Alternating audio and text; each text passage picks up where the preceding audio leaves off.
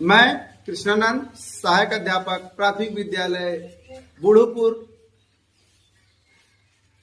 2026 में मेरा पहला टीएलएम है और नया वर्ष है, नया टीएलएम। आइए देखते हैं कि इस टीएलएम में आपको क्या क्या मिलेगा।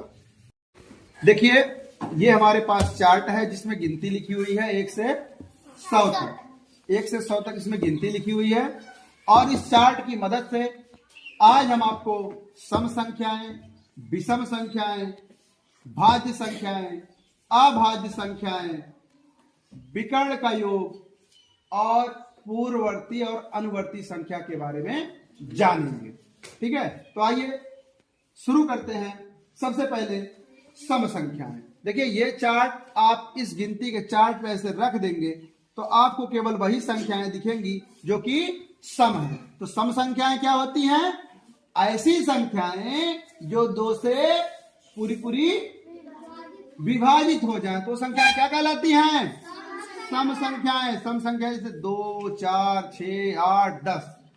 और इसी पेपर को जब हम ऐसे पलट देंगे, देखिए यहां लिखा है विषम संख्याएं, तो आपको केवल क्या मिलेंगी?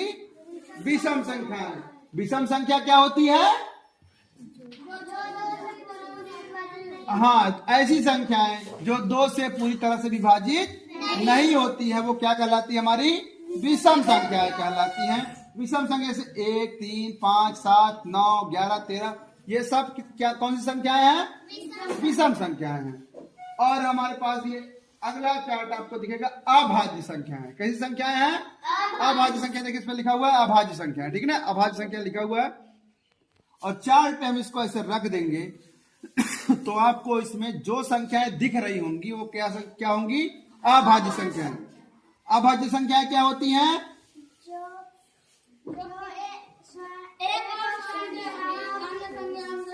जी, बहुत अच्छा। ऐसी संख्याएं जो 1 से विभाजित हो जाए और स्वयं से विभाजित हो जाए और 1 और स्वयं के अलावा और किसी संख्या से विभाजित ना हो तो ऐसी संख्याएं कहलाती हैं अभाज्य संख्याएं। जैसे 2, 3, 5, 7, 11, 13। एक चीज और आप ध्यान दीजिए कि 1 जो होता है, संख्या 1 ना ही भाज्य है और ना ही अभाज्य संख्या है। और संख्या 2 है जो सबसे छोटी अभाज्य संख्या क्या होती है? 2 होती है। सबसे छोटी अभाज्य संख्या 2 होती है और समअभाज्य संख्या भी 2 होती है। और जितनी अभाज्य संख्या आपको 2 के अलावा दिखेंगी सभी क्या होती हैं? विषम होती हैं। लेकिन 2 एकलौती ऐसी संख्या है जो कि सम है, यानी सम अभाज्य संख्या कौन है? 2 है। ठीक है, और भाज्य संख्या क्या होती है?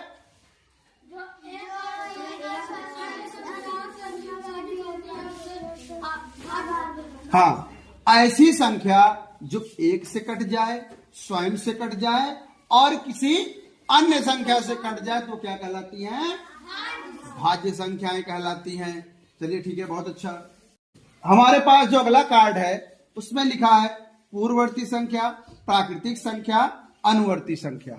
तो कोई भी प्राकृतिक संख्या होगी उससे ठीक पहले वाली जो संख्या होगी वो क्या कहलाती है? पूर्ववर्ती संख्या। और ठीक बाद वाली संख्या अनुवर्ती संख्या। जैसे अभी आपको एक संख्या दिख रही है 23, तो 23 की अगर हमको पूर्ववर्ती संख्या देखना होगा तो क्या हो जाएगा? 22। और इसकी अनुवर्ती संख्या देखना होगा तो 24। ऐसे ही किसी भी संख्या पे आप अगर रख देंगे, जैसे आपको अभी 45 दिख रहा है, अगर उसकी पूर्ववर्ती संख्या आपको देखना है तो 44 हो जाएगा, उसकी अनुवर्ती संख्या क्या हो जाएगी? 46 हो जाएगी। और अगला कार्ड जो हमारे पास है वो है विकर्ण योग। तो विकर्ण योग के बारे में हम आपको बता दें। विकर्ण योग हमेशा समान होता है। जैसे अभी आपको कोई संख्या यहाँ पे 25 दिख रही है। क्या दिख रही है? 25 एक संख्या दिख रही है ना?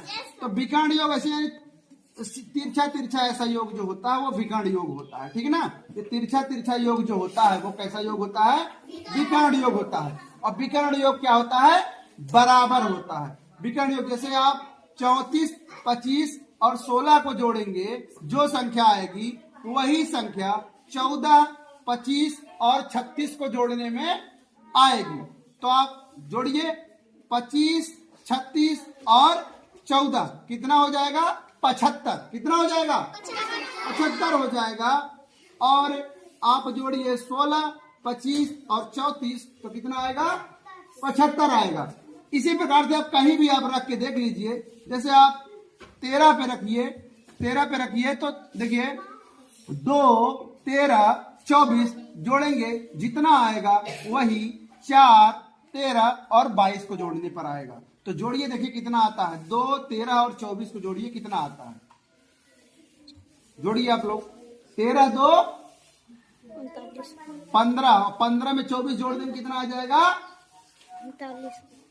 39 आ जाएगा। कितना आ जाएगा?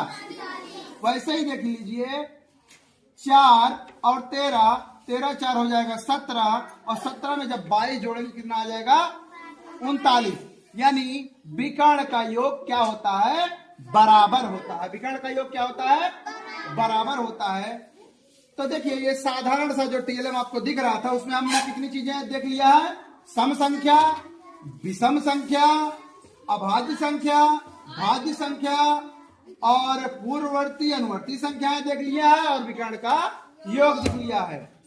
तो इतना साधारण से टीएलएम में आपको इतनी सारी चीजें देखने को मिला है और हम लोग इतनी चीजें सीखे हैं। तो अगले दिन हम आपके सामने आएंगे अगले टीएलएम के साथ।